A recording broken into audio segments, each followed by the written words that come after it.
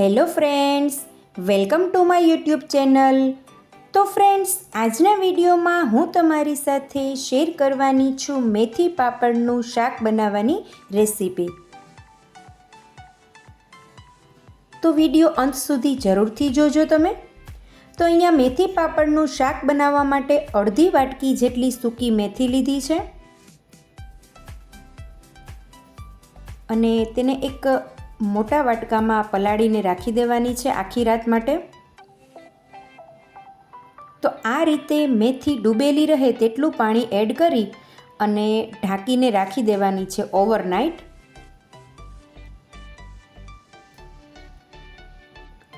તો તમે જોઈ શકો છો બીજે દિવસે સવારે મેથી સરસ રીતે પલળી ગઈ છે. તો હવે આગળની પ્રોસેસ શરૂ કરીએ. હવે અહીંયા મેથીનું જે પાણી હતું પલાળેલું તે કાઢી લેવાનું છે અને 1 થી 2 પાણીથી મેથીને ધોઈ લેવાની છે.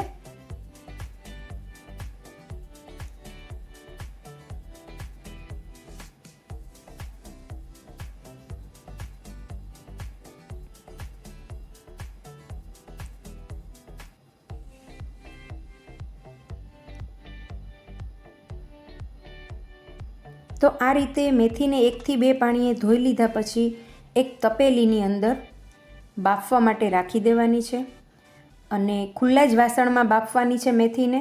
કારણ કે જો તમે કુકરની અંદર બાફશો તો તેની કડવાશ છે તેની અંદર જ રહેશે. મેથીનું શાક છે તે કડવું થશે. એટલે તપેલીની અંદર જ મેથીને 15 થી 20 મિનિટ સુધી બાફી લેવાની છે અને ઢાંકવાનું પણ નથી. અહીંયા અડધી ચમચી નમક એડ કરવાનું છે. તો તમે જોઈ શકો છો 15 થી 20 મિનિટ આ રીતે મેથીને બાફવાથી તેનો કલર થોડો ચેન્જ થઈ ગયો છે.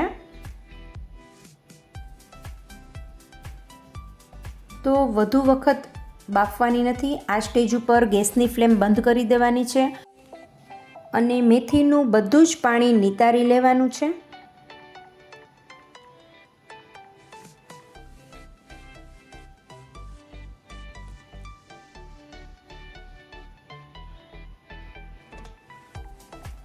તો હવે ત્યાર પછીનું સ્ટેપ જોઈ લઈએ.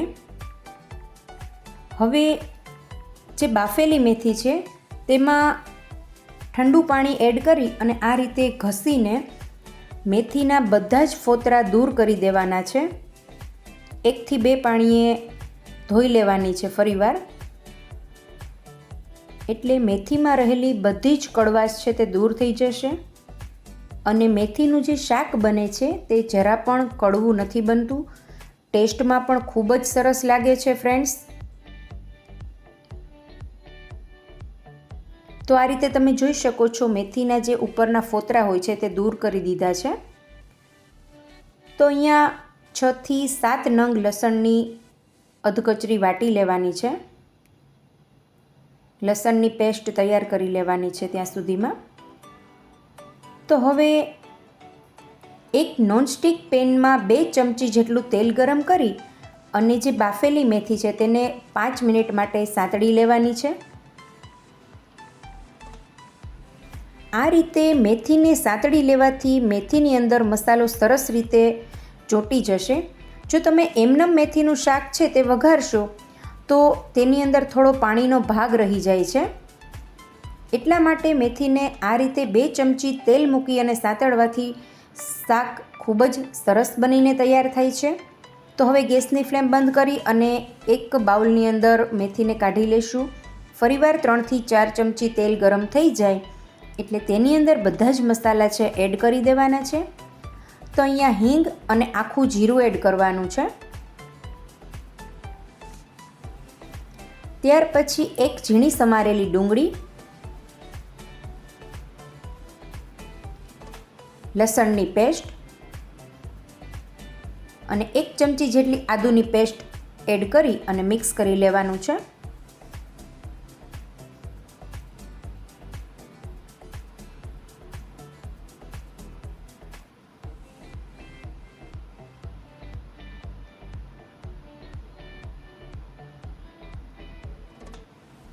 નમક સ્વાદ મુજબ એડ કરીશું.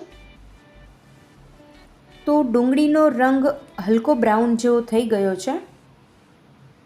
હવે આ સ્ટેજ ઉપર 1 નંગ ઝીણું સમારેલું લીલું મરચું નાખીશું. તો અહીંયા ગ્રેવીવાળું શાક કરવા માટે મેં 2 મીડિયમ સાઇઝના ટમેટાને ખમણી લીધા છે. તો આ રીતે ખમણીને ટમેટાં નાખવાથી શાકનો ટેસ્ટ ખૂબ જ સરસ આવે છે.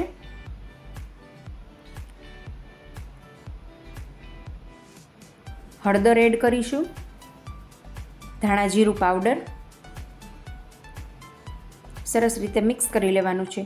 જો ફ્રેન્ડ્સ આ રીતે તમે મેથીનું શાક બનાવશો તો મેથીનું શાક જરા પણ કડવું નહીં લાગે. ઘરના નાના મોટા બધા જને આ શાક છે ખૂબ જ ભાવશે. તમે જરૂરથી આ રેસીપી ટ્રાય કરજો.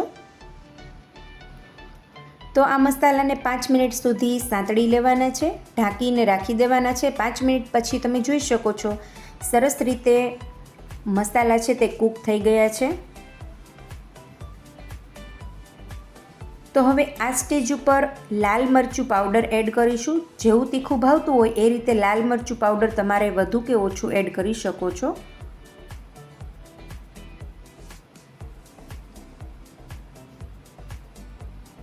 અને હવે આ સ્ટેજ ઉપર જે બાફેલી મેથી છે તેને એડ કરી દેવાની છે, જેને આપણે 5 મિનિટ માટે તેલમાં સાંતળી લીધી હતી.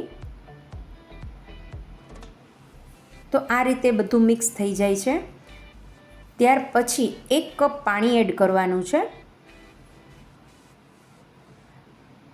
કારણ કે હવે પછીનું સ્ટેપ છે તે એમાં પાપડ એડ કરવાના છે.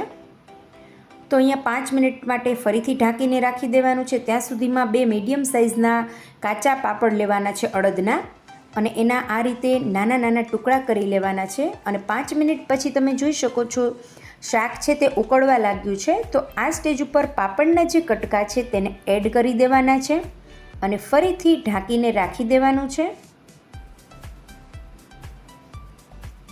તો અહીંયા મેથીના શાક માટે એક સ્ટેપ ખૂબ જ ઇમ્પોર્ટન્ટ છે ફ્રેન્ડ્સ. જો આ રીતે પરફેક્ટ તમે માપ સાથે શાક બનાવશો તો ખૂબ જ સરસ શાક બનીને તૈયાર થાય છે. તો તમે જોઈ શકો છો 5 મિનિટ પછી શાકનો જે કલર છે તે ચેન્જ થઈ ગયો છે અને શાક પરફેક્ટ બનીને તૈયાર થઈ ગયું છે.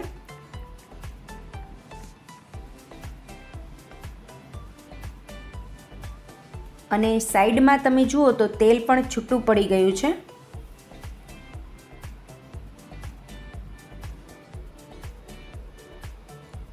તો હવે આ સ્ટેજ ઉપર ગેસની ફ્લેમ બંધ કરી દેવાની છે અને કોથમીરથી શાકને ગાર્નિશ કરીશું.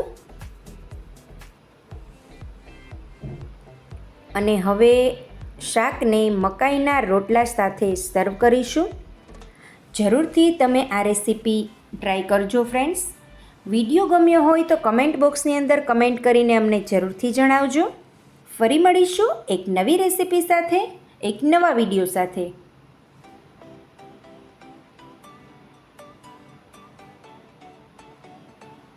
Thank you for watching.